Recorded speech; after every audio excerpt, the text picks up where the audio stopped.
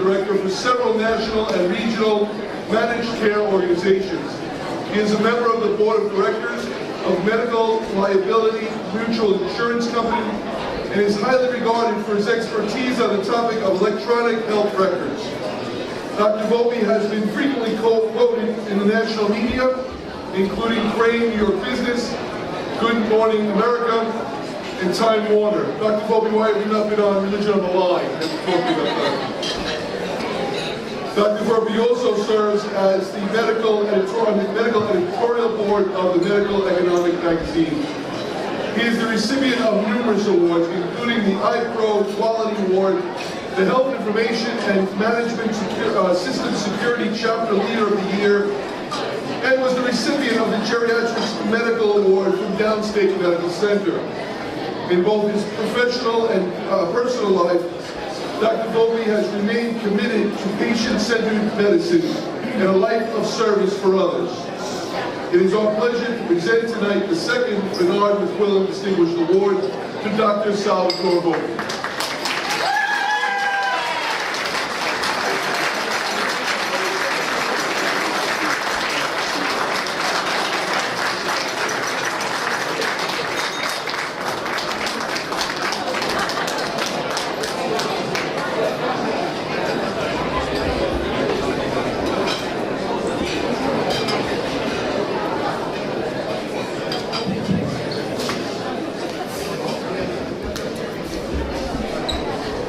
Good evening. I'd like to start by thanking the awards committee for this honor and also to congratulate the fellow award recipients this evening. I really want to thank my wonderful wife, Rachel, and my son, who have put up with me for all these crazy projects I've been involved in for years.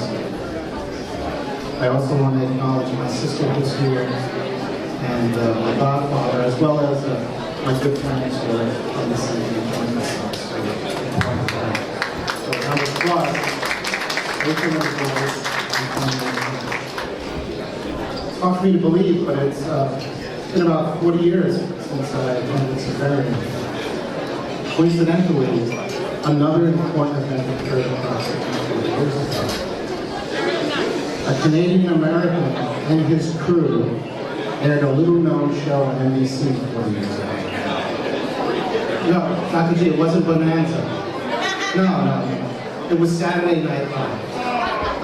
So just like with Saturday Night Live, my experiences at Xaverian, I've had some funny episodes and some not so funny episodes. It was a time for me to learn and to experience a lot of things for the first time. That got me thinking, and that's what I wanted to focus on this evening.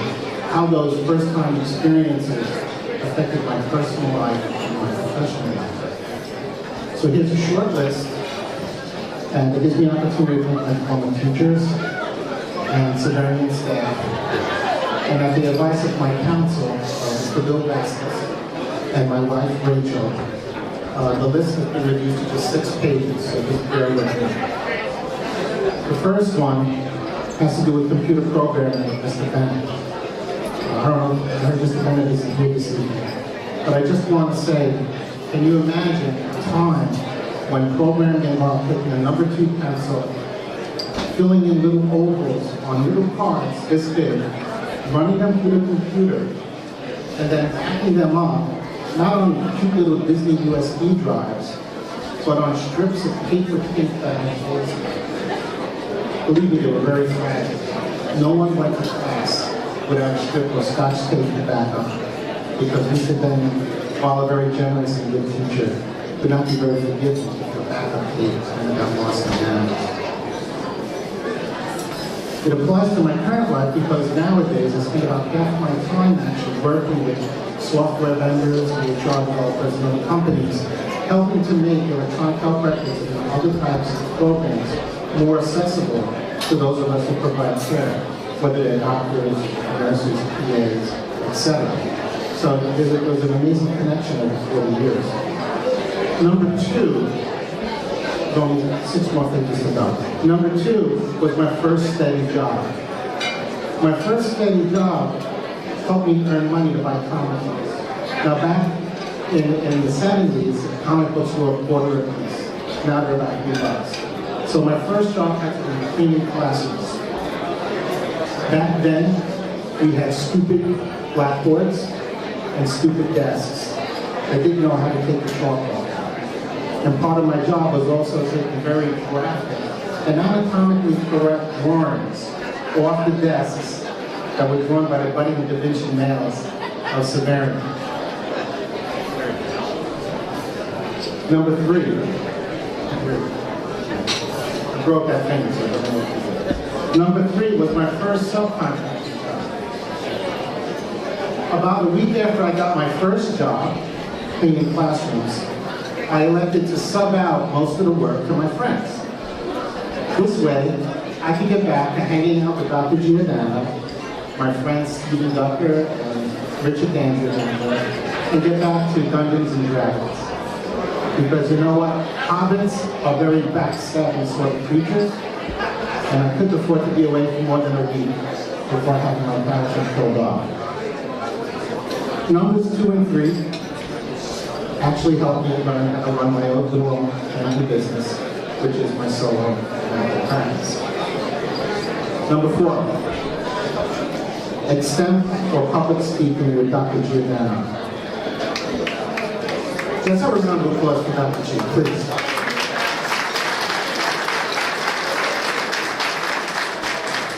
He and his wife have been lifelong mentors and friends of mine. I'm very proud to say that we spent many New Year's Eve with a spectrum of Xaverian graduates, ranging from, I guess, 20 to 60 at this point, watching the ball drop on New Year's Eve, Twilight Zone, and Honeymooners episodes. You can be a judge whether Dr. Giordano was successful in teaching you how to speak in a public forum. Good job! All right, that's what I wanted to hear 40 years ago. So number 5 is very important. It gave me an opportunity to develop very strong friendships with my peers,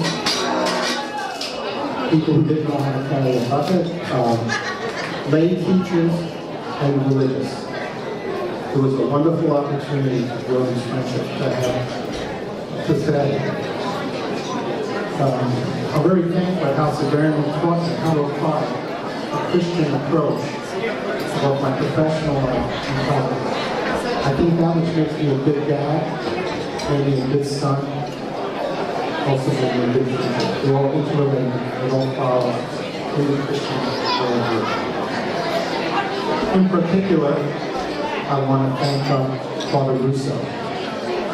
Father Russo, 10 years after I graduated, was kind enough to agree to officiate at our wedding. Since he was Greek Orthodox and Catholic, he meant getting a special dispensation from the Pope. But nothing's easy, right? Yep. Thanks to his services, Rachel and I have 2 wonderful boys, Gino and Salvatore. Salvatore? From Rachel and I are very proud of them. Excellent men.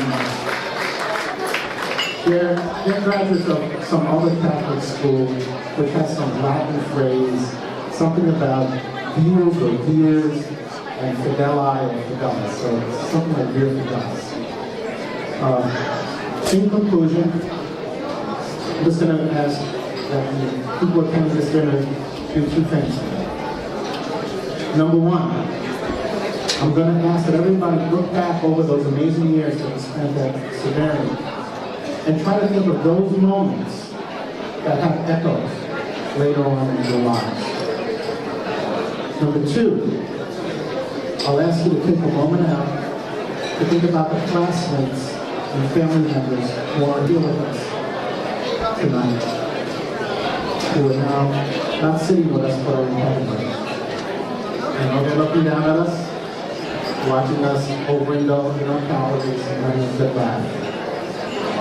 I hope that you have a happy Thanksgiving and a blessed Christmas, and God bless you all.